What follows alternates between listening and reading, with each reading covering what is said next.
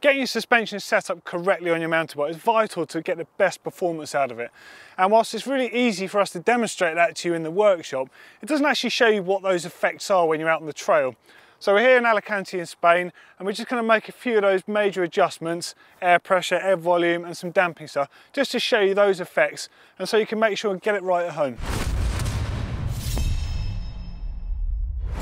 I've connected a shock pump to the bike. I've got this set up exactly the way I like it at the moment with 30% sag.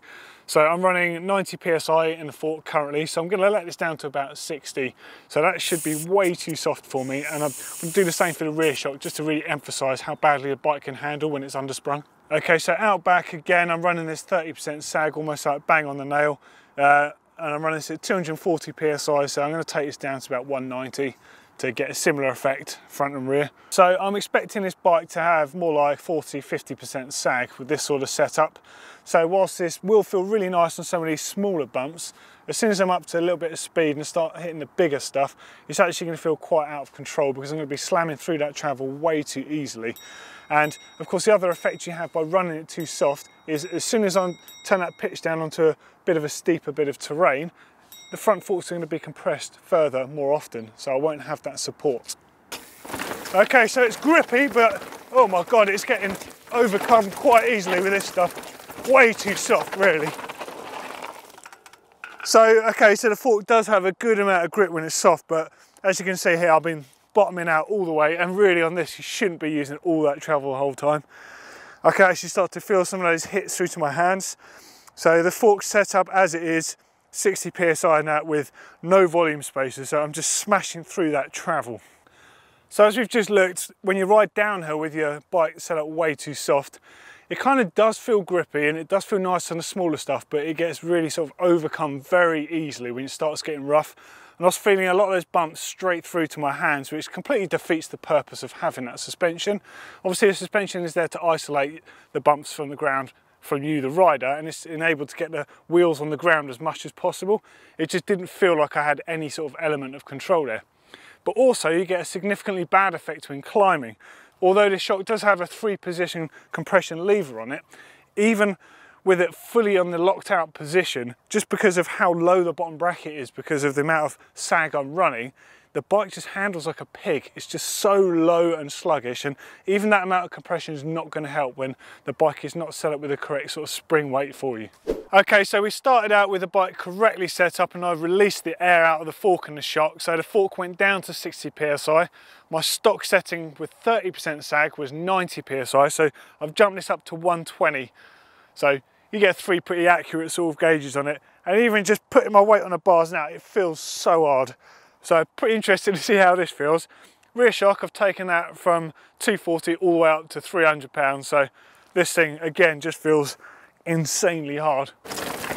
Okay, so this feels faster, but really quite rowdy because the bike is just skipping over stuff. I'm not sure I'd want to ride a bike like that all day. It's quite tiring on your hands because the bumps are being transmitted through the bars, but I quite like the way the bike does skip over the stuff a bit. Again, that's not really the point of the suspension. You want it to work and offer you the best of both worlds. What I want to demonstrate to you now is just how different the bike can handle and feel to you with or without volume spaces. So the fork, for example, with no volume spaces in it and correctly sprung for me, will still feel a bit supple at the beginning of the travel just because of the design of the fork, but it's also going to reach the end of travel a bit easier. So that's a nice feeling fork, don't get me wrong, but you can tailor this by adding volume spaces in there. And so now the effect of keeping the air pressure the same and putting volume spaces in there is that the initial bit of travel is going to become very, very supple and give you a lot of grip and real nice feel. It's going to ramp up slightly through the mid-stroke, which gives you a bit more support, and the bike's going to feel quite composed. Now, even if I'm not using all the travel, coming through this rocky stuff, the bike's just going to sit up quite nicely and feel supportive. And then towards the end of travel, it's going to be significantly harder to bottom it out. So again, if you're riding that sort of terrain with big rock hits or even big jumps, having volume spaces can make quite a significant difference to the feel. And this applies to the rear of the bike as well. So what I'm going to demonstrate is riding with no volume spaces, and then I'm going to put 3 front and rear, and we're just going to monitor this with a GoPro just so you can see how different the fork reacts with the same air pressure. So just did the run with 90 psi in the fork and no volume spaces, and it felt pretty good, to be fair. Fork was nice and supple, but I did end up using all the travel. I mean, I didn't quite bottom out as harshly as I did on the earlier runs with the softer fork, but to be honest, this is rocky, but not as rocky as that. You know, I don't think I should be using all of that travel. Now, this is where air volume adjustment comes in. So without having to dramatically change the air pressure in the fork, if I put some volume spaces in theory, I won't be using that much travel, but I'll still have a nice supple ride. Let's have a look. So here we go. Now this is where the volume spaces come in. So I'm going to go for 3. Now these simply just thread into the top cap, pop that back in. If you're doing this sort of thing at home when you're riding, what you want to do is ride a section of trail you know really well.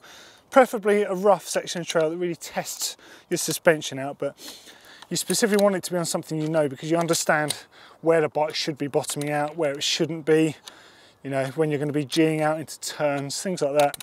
Makes you understand what the settings of your suspension fork or shock are doing that bit better. There we go, 90 pounds bang on.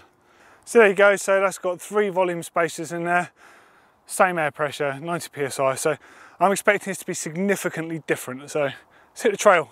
So that felt a lot more familiar to me. I do like a progressive feeling bike. Felt nice and active on the small stuff, felt significantly more controlled. It felt like it sat in the mid a lot more. It felt like the fork with no volume spaces was working the whole time, whereas it felt this one just sat up and enabled me to sort of push off rocks a bit more.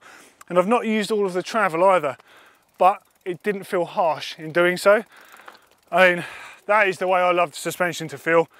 It's there when I need that extra. So if I do come down something like this, a little bit too rowdy, I know that I've got a little bit more travel left just to save me.